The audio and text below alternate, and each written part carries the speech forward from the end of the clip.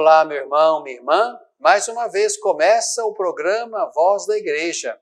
Mais uma vez, muito obrigado por estar aí neste horário, neste canal, nesta emissora. Vamos partilhar as alegrias da nossa fé cristã católica. Vamos mergulhar no texto da liturgia do Evangelho que vamos ouvir neste domingo. O domingo da solenidade da Assunção de Nossa Senhora ao céu. O terceiro domingo do mês de agosto, mês das vocações. Se você tem por perto a sua Bíblia, vamos tomá-la. Precisamos aprender, desejar e nos acostumar a usar sempre esta palavra pela qual Deus dialoga conosco. Ela não pode ser apenas um objeto que esteja lá na estante, na biblioteca, na sala, mas precisa ser o lugar onde Deus e nós nos comunicamos, onde Deus fala ao nosso coração, aquece a nossa vida, ilumina o nosso caminho. Vamos então tomar o texto de Lucas, capítulo 1, versículos de 39 ao 56. Naqueles dias, Maria levantou-se e foi apressadamente à região montanhosa, a uma cidade de Judá. Ela entrou na casa de Zacarias e saudou Isabel. Quando Isabel ouviu a saudação de Maria, a criança saltou de alegria em seu ventre. Isabel ficou repleta do Espírito Santo e com voz forte exclamou: Bendita és tu entre as mulheres, e bendito é o fruto do teu ventre. Como me acontece que a mãe do meu Senhor venha a mim? Logo que ressoou aos meus ouvidos a tua saudação, a criança pulou de alegria no meu ventre. Bem-aventurada aquela que acreditou, porque se cumprirá o que lhe foi dito da parte do Senhor. E Maria disse: A minha alma engrandece o Senhor, e meu espírito exulta em Deus, meu Salvador. Porque olhou para a condição humilde de sua serva. Todas as gerações, desde agora, me chamarão bem-aventurada, porque o Poderoso fez por mim grandes coisas. Santo é o seu nome, e sua misericórdia se estende de geração em geração sobre aqueles que o temem. Ele manifestou o poder com seu braço, dispersou os soberbos nos pensamentos de seu coração. Depôs os poderosos de seus tronos e exaltou os de condição humilde. Encheu de bens os famintos e despediu os ricos sem nada. Amparou Israel, seu servo, lembrando-se da misericórdia, como prometera a nossos pais, a Abraão e a sua descendência para sempre. Maria ficou 3 meses com Isabel e depois voltou para sua casa.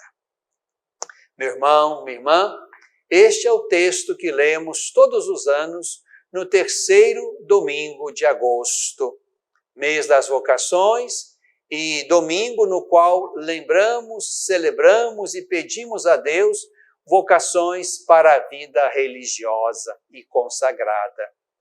É neste domingo que nós, mais uma vez, contemplamos a Virgem Santíssima, assunta ao céu, isto é, assumida por Deus na sua morte. E temos este belo texto que lemos no capítulo 1 do Evangelho de Lucas. Aqui nos encontramos com 2 mulheres tocadas pela misericórdia de Deus. uma tocada na sua velhice, Isabel, velha, estéril, sem filhos até aquele momento. A outra, Maria, jovem, virgem, cheia da esperança de ver realizada a promessa do Messias que Deus tinha feito aos seus antepassados.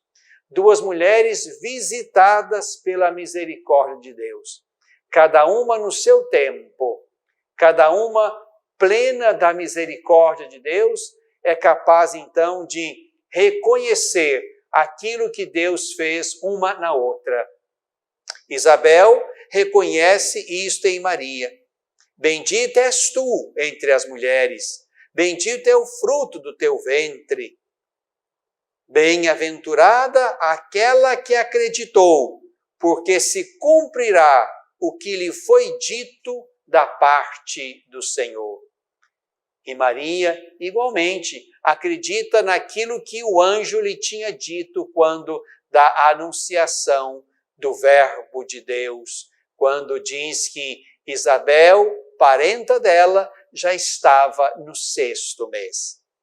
Duas mulheres visitadas por Deus e elas conseguem, na experiência da fé, celebrar este momento.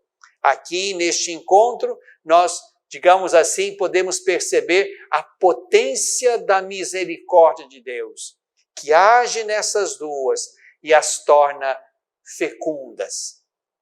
A velha fecunda que recebe no ventre o precursor. A jovem virgem que se abre à vontade de Deus e se oferece para que nela se realize a promessa.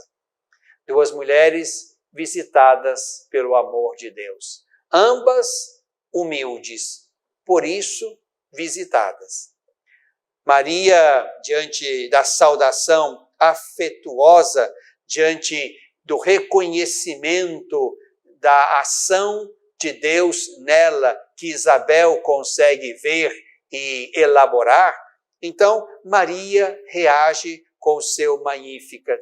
E esse é o canto que a igreja leva consigo como o canto da igreja, como o canto dos humildes.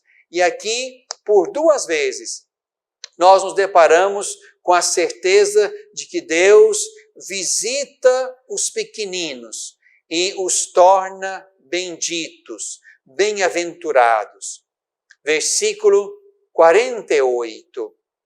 Deus olhou para a condição humilde de sua serva. Todas as gerações me chamarão bem-aventurada, porque o poderoso fez grandes coisas em meu favor. Fez porque Maria mostrou-se humilde. E um pouco abaixo, Deus depôs os poderosos de seus tronos e exaltou os de coração humilde. A liturgia de hoje, meu irmão, minha irmã, a partir desse texto que ouvimos, quer nos convidar exatamente a construir em nós, pouco a pouco, pela via da conversão sincera, verdadeira e profunda, um coração humilde. E nesta condição seremos como Maria, e mais ainda seremos como Jesus, aquele cujo coração é manso e humilde, e a quem nós somos chamados a imitar no caminho da vida e da construção do nosso ser. É aí, é a partir deste lugar de humildade, como Isabel, como Maria, como José, como Zacarias, como outros tantos, é a partir deste lugar de humildade, desta condição humilde, que o Senhor Deus se aproxima e faz grandes coisas em nosso favor, como fez em favor de Maria. É isto que nós reconhecemos nela. Esse texto está em todas as Bíblias. Por isso podemos e devemos reconhecer que nesta pequenina, nesta humilde mulher, Deus, o poderoso, fez grandes coisas. Este é o lugar, digamos, que atrai a bondade, a misericórdia de Deus. Deus depõe os poderosos, dispersa os soberbos nos pensamentos, mas eleva, exalta os de coração humilde. Aqui, meu irmão, minha irmã, estamos diante de uma proposta de conversão. Aquilo que nós vemos com perfeição em Maria, uma humildade que a torna toda de Deus, cheia de graça, capaz de viver para que a palavra de Deus se realize nela, faça-se em mim segundo a tua palavra, é aí, nesta mulher humilde, que tudo isto verdadeiramente acontece. É também aqui ou aí, no nosso coração humilde, que Deus se aproxima para, através da nossa pequenez, da nossa limitação, também fazer em nós, para o bem do mundo, as maravilhas que Ele pode fazer e fará nos corações dos humildes da terra. Como Maria, somos chamados a ser pequenos, humildes de coração, para que assim o olhar misericordioso de Deus esteja sobre nós. Bebemos da fonte.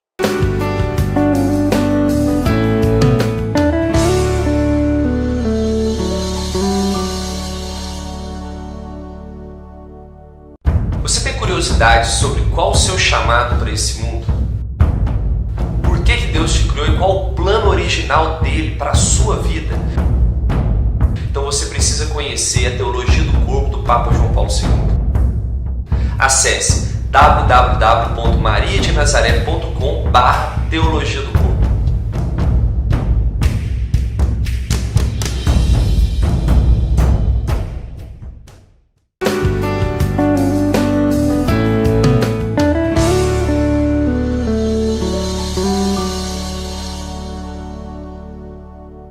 No coração deste tempo, mês de agosto, mês vocacional, terceiro domingo, dia das vocações para a vida religiosa e consagrada. É dia de nós olharmos para aqueles irmãos e irmãs que no coração da igreja tomaram o caminho de um carisma. Vivem um dom que alguém, o fundador, a fundadora, pensou e germinou e gerou para o mundo, para o bem do mundo, a partir da fé que este fundador e os seus seguidores ofereceram ao mundo. São muitas as congregações religiosas, as ordens religiosas, as sociedades apostólicas no meio de nós. Aqui, na nossa diocese de Divinópolis, nós temos 7 comunidades religiosas masculinas e temos 15 comunidades religiosas femininas, incluindo algumas eremitas, como também um Carmelo de vida contemplativa. São expressões bonitas da criatividade do Espírito.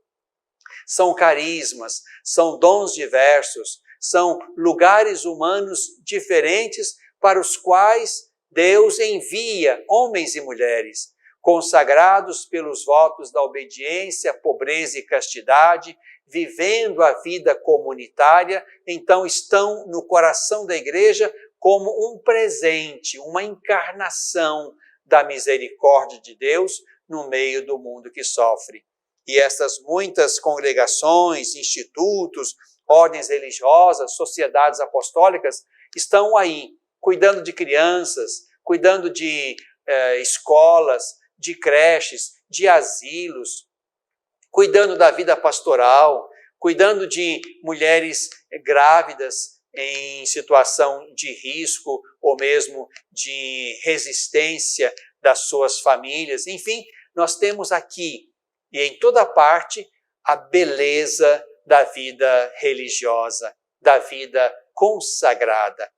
Homens e mulheres que, abrindo o coração para os seus fundadores, querem continuar aquele carisma que Deus plantou no coração do pai ou da mãe fundadora e querem levar isso adiante. Deus seja louvado por esses muitos e belos testemunhos de vida, de fé e de missão, vivendo em situações por vezes muito simples, despojadas, e aí dão o testemunho de uma verdadeira e evangélica pobreza, tomando para si com seriedade o voto da obediência, indo para onde os seus superiores querem que vão, vivendo com outros irmãos e vivendo também os dramas da vida comunitária, assumindo com seriedade o voto da castidade, levando à frente com seriedade o dom pleno de si para a missão, para o reino, para o carisma. Precisamos reconhecer e louvar a Deus por este dom bendito da vida religiosa e da vida consagrada secular. Nós também temos institutos de vida consagrada secular, e isso é também expressão da bondade de Deus e da criatividade do Espírito. Esses consagrados seculares são homens e mulheres que ali, na sua lida cotidiana, junto dos seus, no trabalho, no meio de outros irmãos, eles vão dando testemunho da fé, vivendo também o seu voto de consagração. Que beleza isto é para a igreja. São formas diversas de vocação, para dizer que Deus tem muitas formas de chamar e muitos formatos de vida, e em cada um desses formatos o que Deus quer é convocar cada um dos seus filhos e filhas à santidade verdadeira. Então aqui o nosso grande abraço, o nosso grande afeto, a nossa gratidão aos religiosos e religiosas, aos consagrados e consagradas que estão aqui na nossa diocese de Divinópolis, que estão aí na sua diocese, na sua paróquia, na sua comunidade. Leve o nosso abraço, o meu e o seu, a eles neste final de semana. Apresentemos a Deus nesta semana uma prece por cada um deles, a fim de que possam vencer também, e é claro que eles experimentam isso, os seus desânimos, as suas crises, as suas dificuldades, as suas fragilidades, e assim possam perseverar no caminho bonito e bendito da missão vivida com seriedade, na simplicidade de coração, na fidelidade de si mesmos a Deus e, sobretudo, na capacidade de, na obediência discreta, poderem, então, oferecer o melhor de si àquela ordem, àquele carisma no qual Deus quer manifestar a sua misericórdia sobre o mundo. Gratidão imensa aos religiosos, religiosas, consagrados e consagradas. Mas também, no coração deste tempo, nós celebramos a solenidade da Assunção de Nossa Senhora ao céu. E aqui, mais uma vez, temos ocasião de pensar o mistério. E pensar o mistério é dizer alguma coisa sem dizer tudo. Pensar o mistério é acreditar que Deus preside tudo. E nós, a partir da nossa razão e mais ainda da nossa fé, podemos compreender alguma coisa. E quando não compreendermos mais, continuarmos na direção de Deus, acreditando que dele nos vem o melhor. Quando o Papa Pio XII, em 1950, com aquela Constituição Apostólica na qual estabelece o dogma da Assunção de Maria, o Papa, de alguma maneira, recupera aquilo que ao longo dos séculos se pensava e se acreditava sobre o futuro, o destino de Maria, quando termina o curso da sua vida neste mundo. É assim que podemos ler lá na Constituição Apostólica. Terminado o curso da sua vida terrestre, Maria foi assumida em corpo e alma na glória de Deus.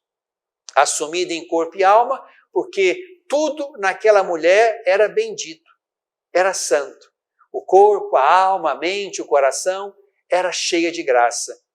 cheia de graça porque Deus a preparou desde o primeiro momento para que ela fosse a mãe do seu filho. Mas também temos que acreditar, confiar e admitir um esforço pessoal de Maria, de manter-se inteiramente de Deus. Graça e vontade. Essas duas coisas somadas em plenitude nos permitem ver Maria como bela, santa, cheia de graça, toda de Deus. E nessa mulher nada se perde, isto é, assumida em corpo e alma, significa que aquilo que aconteceu com Jesus, o seu filho, na morte, Jesus então teve o seu corpo na inteireza, corpo, alma, mente, coração, espírito, isso foi assumido no mistério da ressurreição. Ele, o primeiro, Maria, aquela que está associada a ele. Esta preservação da corrupção do sepulcro, como lembra o Papa Pio XII, isso que nós vimos e cremos em Jesus, nós também agora vemos e cremos em Maria. Maria não experimentou a corrupção do sepulcro, a corrupção da morte, tendo morrido, como morrera o seu Filho Jesus Cristo e Filho de Deus. Maria é então ali, na sua morte, como seu próprio Filho, assumida inteiramente, preservada da corrupção do sepulcro, da corrupção da morte. E Maria ganha, na sua morte corporal, a plenitude da vida. Tudo que esta mulher é, corpo, alma, mente, coração, espírito, tudo isso é resgatado e transfigurado gloriosamente na direção de Deus e do céu. É aqui que nós podemos perceber, digamos, um privilégio que cabe a Maria. O privilégio, portanto, da preservação da corrupção do sepulcro. O corpo que gerou o Filho de Deus não se deteriora na podridão da morte, mas é transfigurado naquele momento e levado para junto de Deus na condição de um corpo celeste. Porque lá no céu, isso nós lemos belamente no texto de Paulo, na primeira carta aos Coríntios, nós teremos um corpo celeste transfigurado, que rompeu com aquilo que era próprio da terra, próprio do tempo, próprio da mortalidade. E esse corpo transfigurado, levando consigo a alma também purificada de tudo aquilo que a tornava indigna, impura, pecaminosa, essa alma também purificada e transfigurada, então se apresenta a Deus numa unidade bonita de corpo e alma, que nós também teremos lá diante do Senhor, que nos ressuscita para estar com Ele. Aquilo que nós hoje celebramos em Maria é também a esperança nossa. A esperança que morreremos, o nosso corpo vai conhecer a corrupção, o que Maria e Jesus não experimentaram como privilégio e dom, mas esse corpo que se corromperá na terra, ele também será transfigurado e elevado para junto de Deus, numa alma também purificada, e ali, numa unidade bonita, corpo e alma, estaremos também diante do Senhor no dia da ressurreição. É o que cremos e é o que Maria, mais uma vez, nos ajuda a crer nesta solenidade, no coração deste tempo.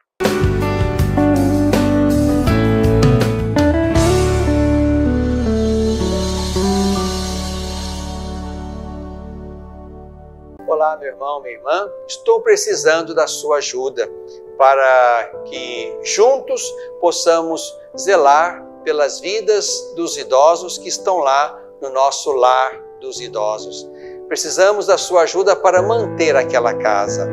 A sua pequena contribuição mensal, fazendo-se amigo do lar, vai nos ajudar a comprar medicamentos, comida, material de higiene, material de secretaria, pagar a folha de funcionários, também aquilo que diz respeito aos gastos mensais daquela casa. Você pode ser, portanto, um amigo do nosso lar dos idosos.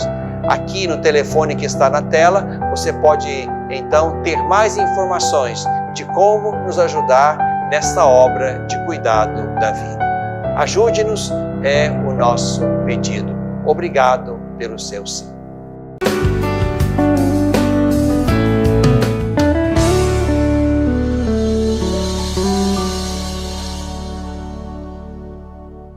Na tradição da Igreja, estamos desde 1981 vivendo o mês de agosto como o mês das vocações, rezando pelas diversas vocações na Igreja. A vocação para os ministérios ordenados no primeiro domingo, a vocação para a paternidade e a família no segundo domingo, a vocação para a vida religiosa e consagrada no terceiro domingo, e no quarto domingo, a vocação do educador da fé, do catequista. E aqui pensamos muitos personagens que estão neste lugar. E isso é importante para recordar que nós precisamos de todas essas vocações. E Deus vai nos dar essas vocações quando nós rezamos e pedimos por elas.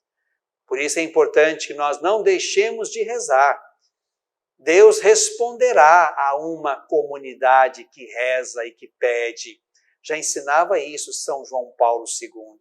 É importante que neste domingo, o terceiro domingo do mês de agosto, nós de fato rezemos pelas vocações religiosas e consagradas.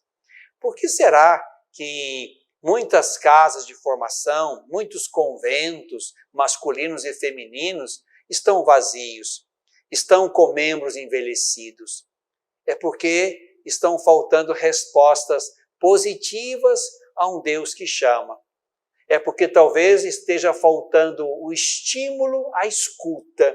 Este estímulo vem do papai, da mamãe, da família, que também coloca no coração dos seus filhos a possibilidade desta vocação consagrada, particularmente neste domingo, pensando a vida religiosa e a vida consagrada secular. É preciso que as famílias voltem a falar disto, a rezar nessa intenção, a rezar pedindo a Deus que chame também os seus filhos para as vocações de especial consagração na Igreja. Precisamos delas, e elas não caem prontas, elas virão das famílias que rezam, que abrem o coração e oferecem os seus filhos para esta possível vocação, este possível chamamento de Deus. Vamos então terminar este terceiro e último bloco com a oração vocacional. Senhor da messe e pastor do rebanho, fazei ressoar em nossos ouvidos vosso forte e suave convite, vem e segue-me. Derramai sobre nós o vosso Espírito, que ele nos dê sabedoria para ver o caminho e generosidade para seguir a vossa voz. Despertai nossas comunidades para a missão, ensinai nossa vida a ser serviço, fortalecei os que querem dedicar-se ao reino na vida consagrada e religiosa. Sustentai a fidelidade de nossos bispos, padres, diáconos e ministros. Dai perseverança a nossos seminaristas. Despertai o coração de nossos jovens para o ministério pastoral em vossa Igreja. Senhor, chamai-nos para o serviço do vosso povo. Maria, Mãe da Igreja, modelo dos servidores do Evangelho, ajudai-nos a responder sim. Amém. Na tradição da Igreja.